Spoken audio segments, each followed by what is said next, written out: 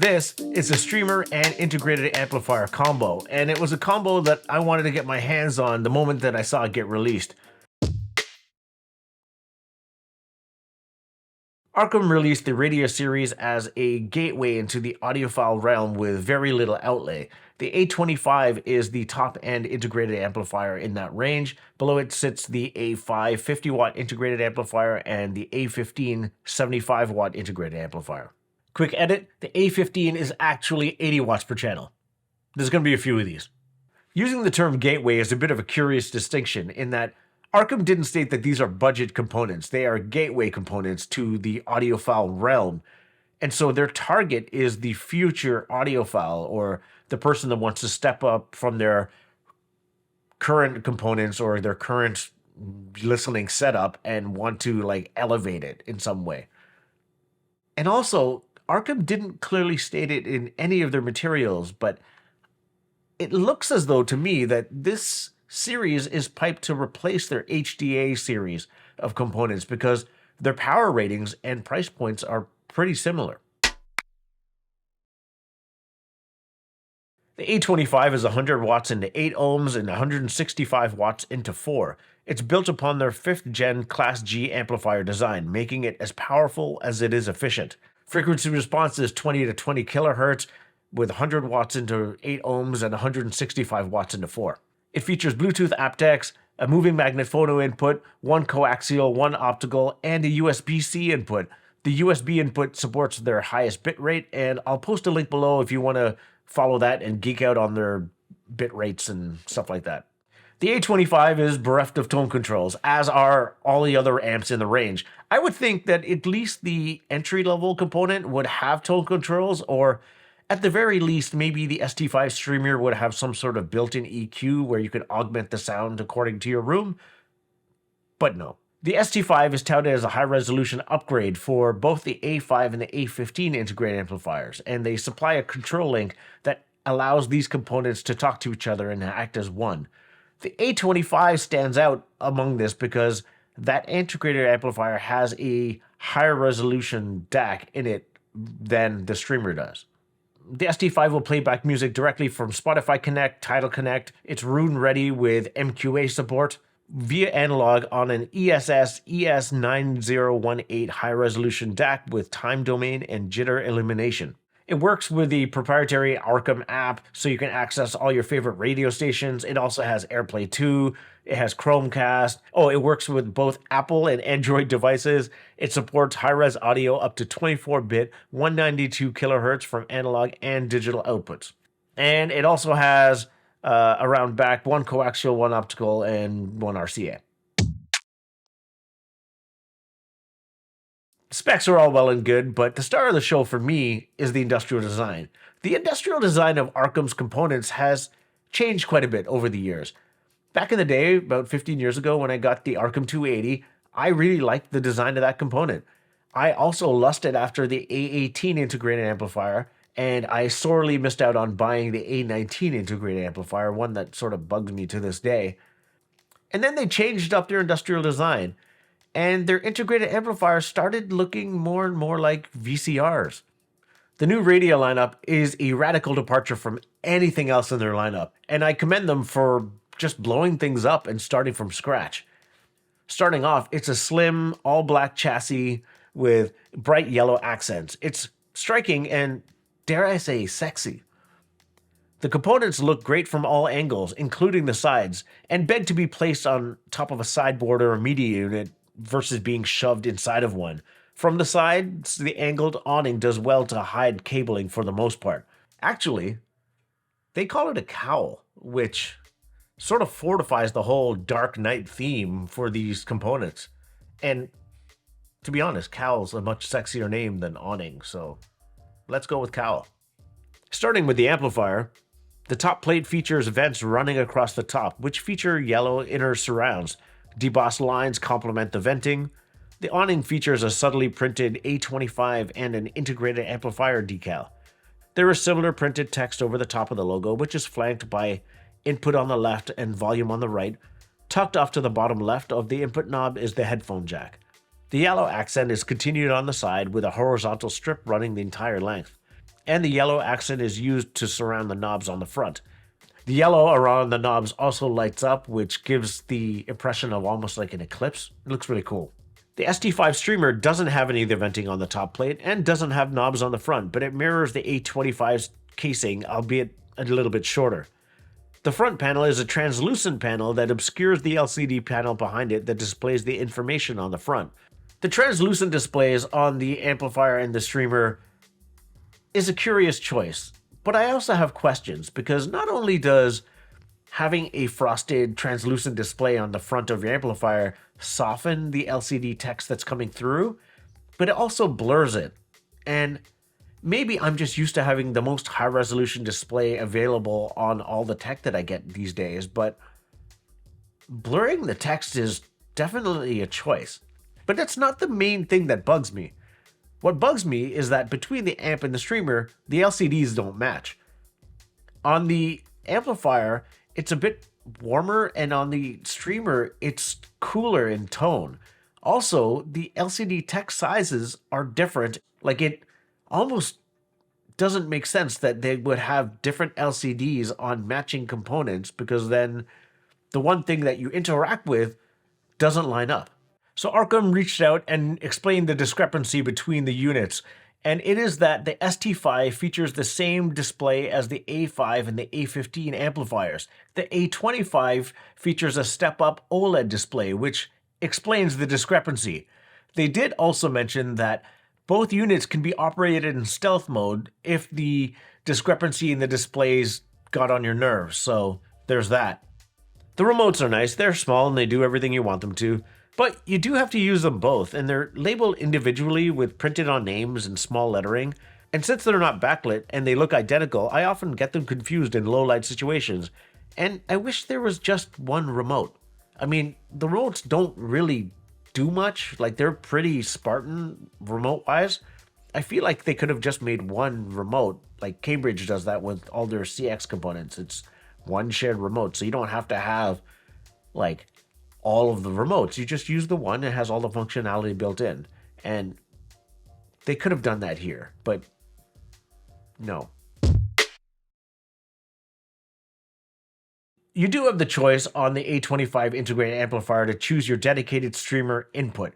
You have analog or digital, and because I don't read the manuals right away, I chose analog because I'm used to my CXN V2 streamer having a better DAC in it than any of my amplifiers. Not so much the case here, because after reading some of the materials, I found that the A25 has a better DAC. It's this thing here, and logic would dictate that you use a digital cable from your streamer to your amplifier to reap the rewards of having a better DAC. So that's what I ended up using for the long term. One user interface quirk that sort of bugged me initially was that when I turn on both the streamer and the amplifier, unless I actually hit play or like select on the station, nothing plays. It doesn't just automatically turn on and start playing your music. You have to tell it to play music. And it took a bit of time to get used to. ARCAM also clarified this point where if I had the control cable connected and the streaming input pre-configured, that if I hit enter on the streamer, then it would automatically wake up the A25 amplifier and begin playing music. So then I wouldn't have to use both controllers. Another thing that bugged me was when you change the radio station, it doesn't just change it. You have to hit enter every time. And if you don't, it just doesn't change the station. And because I'm used to just changing whenever you change the station, like everything else that you use, it took a bit to get used to anyway.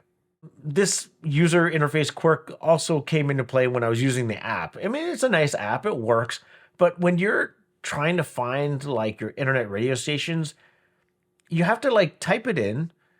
Well, you have to hit search first, and then you type it in, and then instead of something coming up, you have to hit search, and then search again, and then you click your station, and then you have to like add it. It's weird. Like it's almost like there's like stacked 3 different search functions, but they're all in the same general area.